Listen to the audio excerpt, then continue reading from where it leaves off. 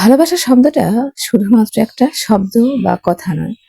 কারো কারো কাছে ভালোবাসাই জীবন, ভালোবাসাই মরণ। পৃথিবীতে অনেক প্রেমিক আছে যে তার প্রেমকে পাওয়ার জন্য পুরো পৃথিবী ভুলে যায়।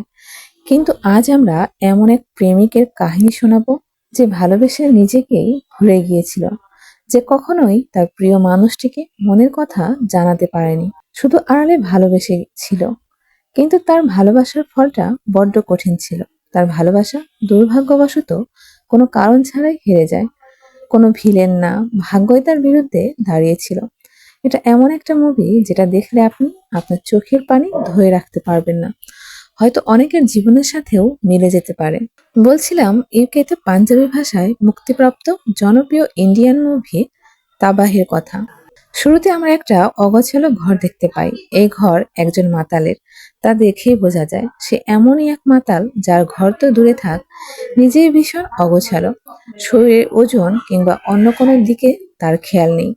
বলা যায় যা ইচ্ছে তাই স্বভাবের জীবনযাপন করছে। তবে তার পেট অস্বাভাবিক ফোলা। তার ফোন বেজে যাচ্ছে কিন্তু রিসিভ করার খবর নেই।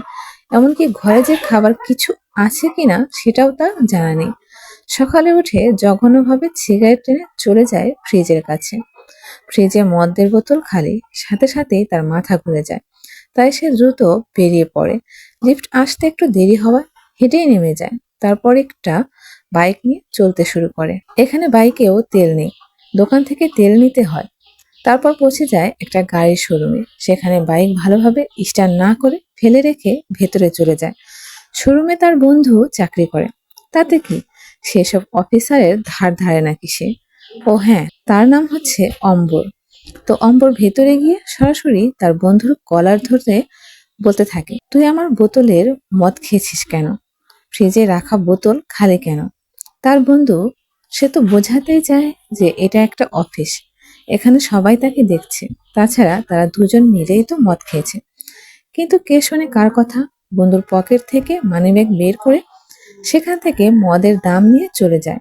যাবার সময় দারোয়ানের থেকে সিগারেট নেয় ফ্রিতে। কিন্তু না, দারোয়ানের হাতে টাকাও দিয়ে যায়। তারপর ভাঙা বাইক উঠিয়ে আবারও চলতে শুরু করে। রাস্তায় বাইক চালাতে চালাতে সে সিগারেটটা ধরিয়ে নেয়। তার জীবনের জন্য কোনো মায়া ছিল না।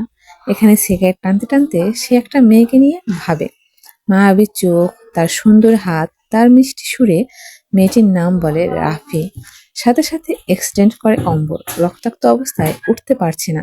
সে তবুও সিগারেট টানছে। একটু পর উঠে হসপিটালে না গিয়ে চলে যায় মদের দোকানে। এক বোতল মদ নিয়ে সাথে সাথে পুরোটাই শেষ করে দেয়। রাতে সে ডাল রান্না করে। একটু পর তার বন্ধু ইন্দ্র অফিস থেকে ফিরে আসলে তাকে ডাল খেতে দেয়। প্রথমে বন্ধুটি সকালের ঘটনার জন্য অম্বরের প্রতি খানিকটা রাগ দেখায়। অম্বর তখন ডাল নিয়ে চলে যাচ্ছিল। তখনই ইন্দ্র ডাল চায় খাওয়ার জন্য। ভালো টেস্ট হয়েছে, কিন্তু শেষ করার আগেই অম্বর বাটি নিয়ে যায় আর পরিষ্কার অপরিষ্কার বাসন সব একসাথে করে ফেলে। এতে গতকালই ইন্দ্র পরিষ্কার করে রেখেছিল। এগুলো যাই হোক, একটু পর দুজনে একসাথে ড্রিঙ্কস করে। তখন অম্বরের বন্ধু ইন্দ্র তাকে এই অ্যালকোহলের জীবন থেকে বেরিয়ে আসতে বলে। এভাবে নিজেকে শাস্তি দেওয়ার কোনো মানেই হয় না। তার জীবনে মুভ অন করতে হবে। সে টিউশনে করাতো, কিন্তু স্টুডেন্টের পেছনে বসে ড্রিঙ্কস করায় তারা আর তার কাছে পড়তে আসে না। অম্বর এভাবে ভাবে নিজের জীবনটাই নষ্ট করছে। কিন্তু কেন?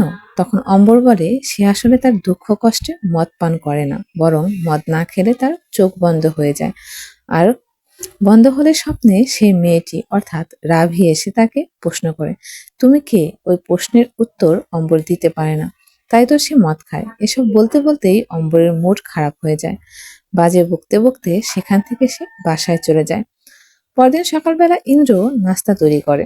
অফিসে যাওয়ার জন্য রেডি হয়। যাওয়ার আগে অম্বরকে ডাকে, কিন্তু সে কিছুতেই ঘুম থেকে ওঠে না। তাই অম্বরের মাথার কাছে বসে বলে, তোর পছন্দের পোহা রান্না করেছি, খেয়ে নিস। আজ আর আমার অফিসে যাস না।